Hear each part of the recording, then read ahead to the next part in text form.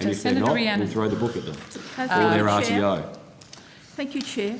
Considering reports that Tony Shepherd, the former chair of the Government's Commission of Audit, and Walter Villatora and Tony Abbott's Warringah campaign director in 2013 attended a Liberal Party fundraiser courtesy of the University of Wollongong, and that the University of Wollongong has made more than $26,000 worth of political donations going back to 2010, including purchasing tickets to fundraising events hosted by New South Wales Premier Michael Baird, Senator Erica Betts, Chris Bowen, Andrew Constance, Tony Abbott, Paul Fletcher, Joe Hockey, Senator Arthur Sinodinos, Chris Harcher, Malcolm Turnbull, Noreen Hay, Gladys Berejiklian, Eric Rusendahl, Barry O'Farrell and Christopher Pine.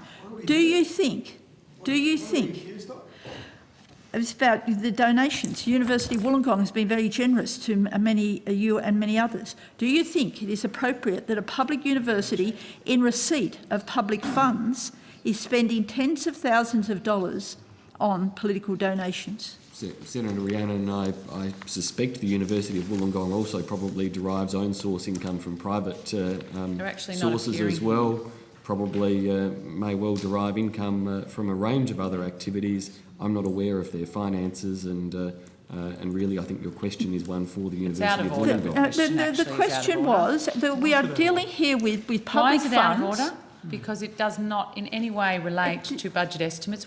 Wollongong is not before us. That really doesn't befit you. It really does not befit you, Really? Chair. It just looks like a cover-up. No. The question is clearly about public funds. The question is, Senator Rhiannon, can you tell me what proportion of the University of Wollongong's income is derived from the Commonwealth? no, the question is to yourself. You know how estimates works. Trying to avoid the question in that way doesn't do you any credit either. The question simply was... No, you're saying it's a matter of public funds, using Senate estimates process. Public funds. I'm making the point that universities have very diverse funding streams. Minister, Sorry, Chair. isn't doing you any favours. The University of Wollongong is not part of the budget estimates process, But we are nor is talking their about- budget. We're talking about behaviour. public funds that the Australian government awards to our universities, and that's going to a university, and we've now found out that there's two others, don't know which ones they are. That's why we've only got information here about the University of Wollongong. So public funds from your government goes to Wollongong University. Our government, from the nation's government. Okay, from the nation's government. Makes the point even stronger, thank you. And now we learn that some money from that university is going to a whole range of political figures. And Senator Rhiannon, the point I made before is that universities have quite diverse funding streams. They do not exclusively derive revenue from the Commonwealth Government, and of course how they operate their finances beyond the standards that are set out by the Commonwealth is a matter for them.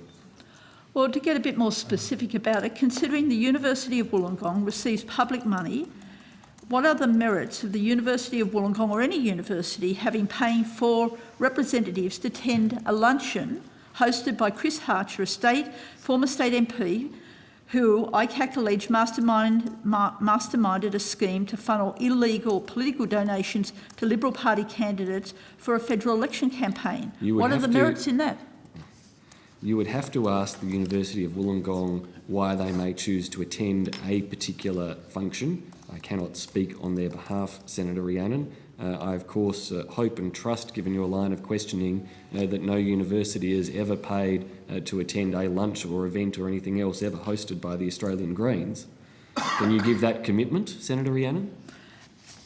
Well, I'm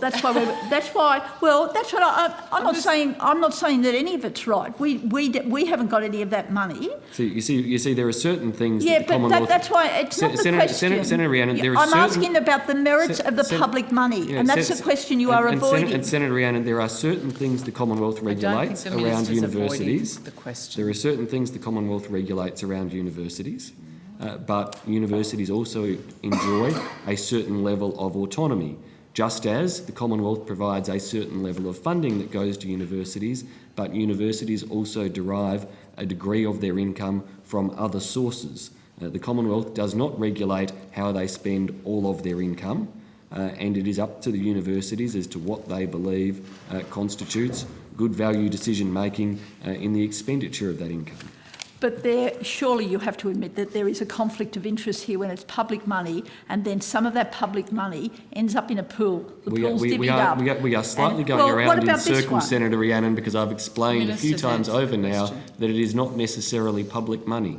I think that's not the way to answer this question. You're still failing to do that. The Minister has answered your question, yes, no, Senator Rhiannon. And it'd be good to move on, I agree. Do you believe it's appropriate for a university to pay to attend a political fundraiser event hosted by a shadow or a current Minister for Education, as Wollongong University did when it paid $2,000 for its Director of Government Relations, Mr Canio Fioravanti, to attend a dinner with Mr Christopher Pine? Is that appropriate?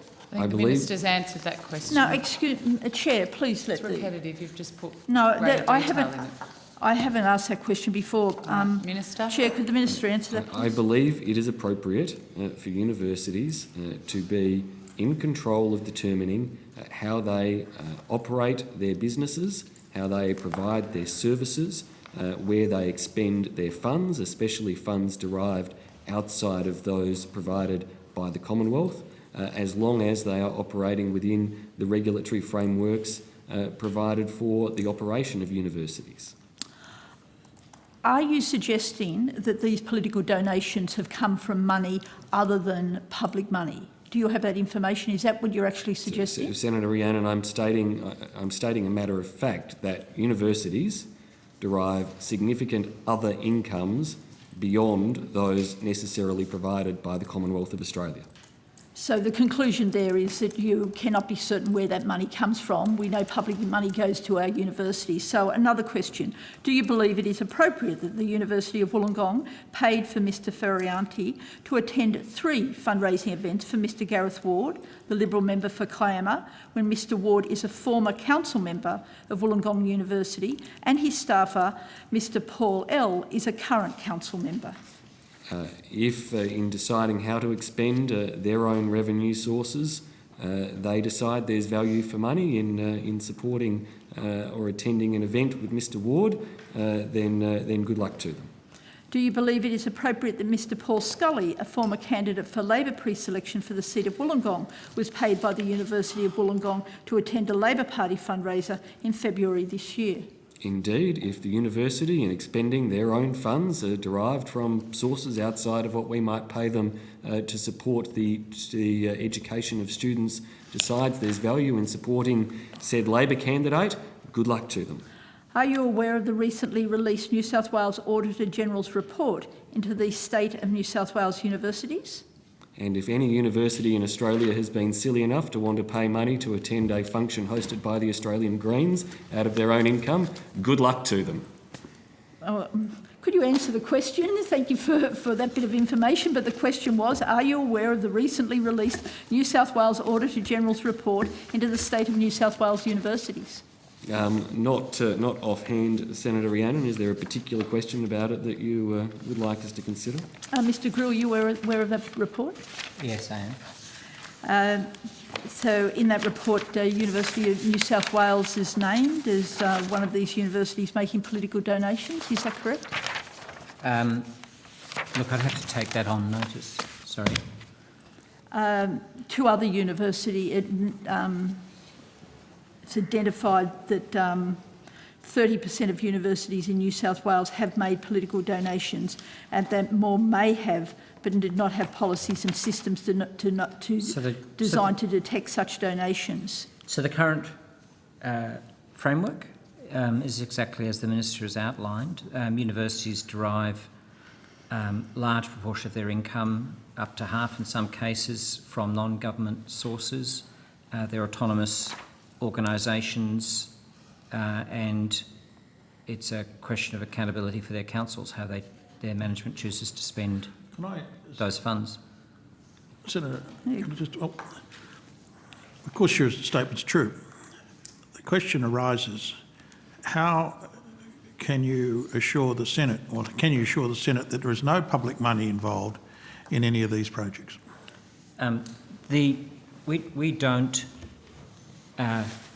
We don't acquit dollar for dollar their funds. That's a sort of very, very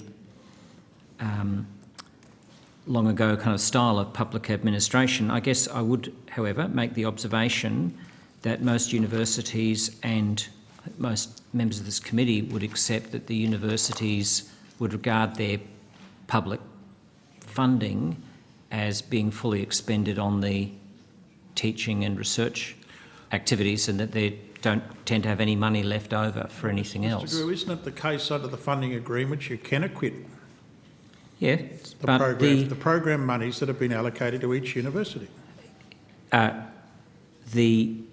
The point I'm making is that I don't think that's necessary. But you can acquit it. I can get an expert to the table to talk about the exact powers we have, whether it would be good public administration to go line by line through. No, but I'm not asking that. Their Haven't we got grants. standards? When you hand over millions of dollars to our public universities, isn't there standards on what that money is to be used for? Isn't it for education and research? There are the higher education standards that the universities must meet. There are a set of activities. So when you say meet, you mean meet in terms of using that money? There are a set of requirements in the agreement. I can get an expert to the table, as I said, to go through the agreement, but there are clear standards in the clear expectations in the agreement about the utilisation of those funds for the provision of teaching and research.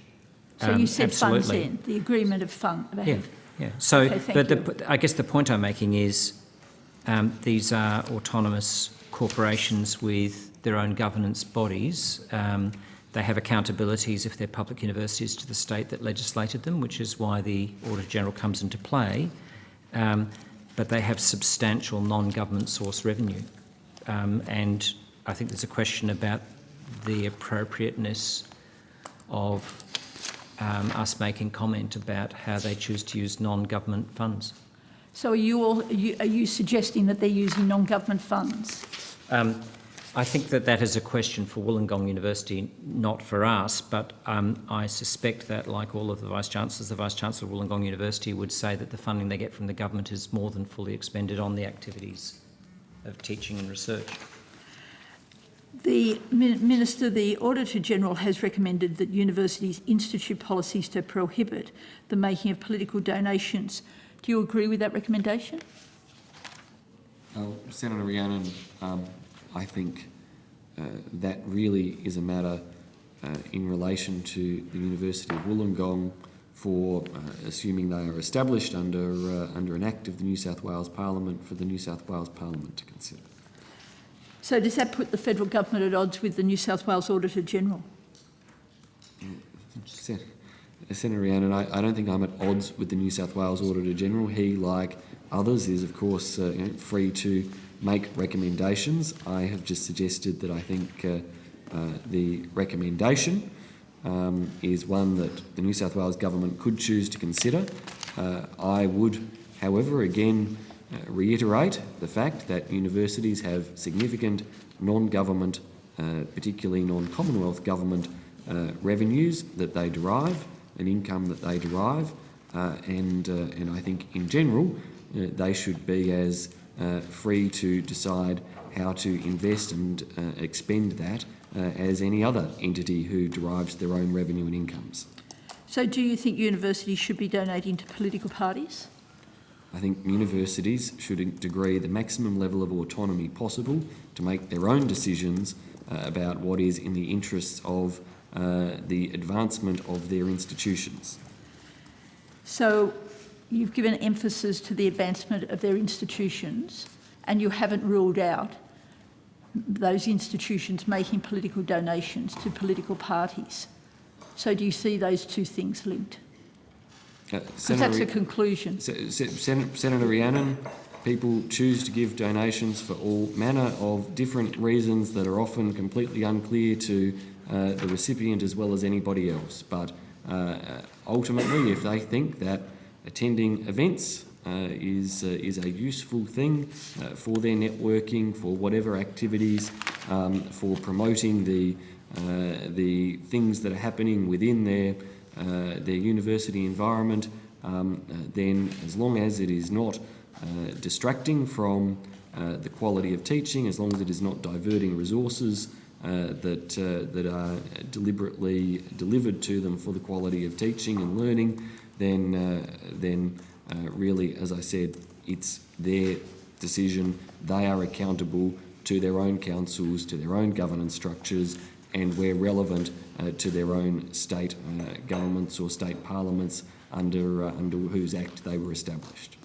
Well, I think there could certainly be a question that is diverting resources, but let's move on. When the Auditor-General's report was first published, it included an additional recommendation that the New South Wales Department of Education actually prohibit such donations, actually prohibit them. This was subsequently removed from the report, and I understand that is because the New South Wales Department of Education does not have the ability to enforce such a direction. What guidelines does your department have in terms of spending of public money by universities?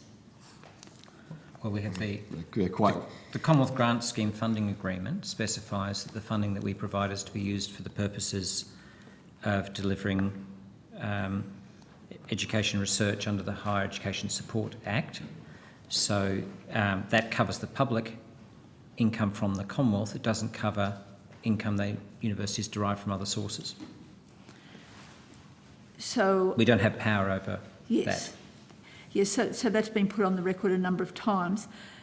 So therefore you're effectively saying that our universities receive billions of dollars in funding, but they can be free to donate to whatever organisation they choose, and there's in effect no mechanism to monitor that or prevent it. Senator Rhiannon, Mr Grew did just tell you that the Commonwealth Grant Scheme has certain conditions around the use of that funding, and that funding is to be used for the education and benefit of students. Of course, most Vice-Chancellors would tell us, as Mr Grew has rightly pointed out, that they still find other sources of funds to help with that education of students, that they want more money to achieve those objectives. They do derive other sources of revenue, some of it from international students, some of it, of course, from other private venture undertakings. It's, of course, not unusual for universities to actually own companies. That is something that occurs as they sometimes seek to commercialise certain activities or research or ventures or otherwise. When they are out there playing in that field of generating their own source revenue, it really is a matter for them and their governance structures as to how that revenue that is not Commonwealth Government revenue is expended. I mean, I do find it's unbelievable that there really is no rules in place just governing how this works and how you excuse it. But would you like a copy of the Commonwealth Grant Scheme? Well, I think that would be useful, rules, but I think what Senator would be Rhiannon, also because useful... both Mr Grew and I have referred to them, and you keep saying there are no rules in place, and we keep referring to the rules, and we're going around in circles. Well, no, we're not actually going around in circles. I was hoping that you would put yourself on the record of having a commitment to cleaning up this problem. It is a serious problem when billions of dollars go to our public universities, and now we find out, I mean, this is very recent information, that they're giving out all this money to political parties. Political parties are then elected and sit in the seat that you're in. The problem, Senator Rhiannon, is the correlation you are drawing between the provision of public funds, and you are trying to draw a link to say those public funds are then going into these activities.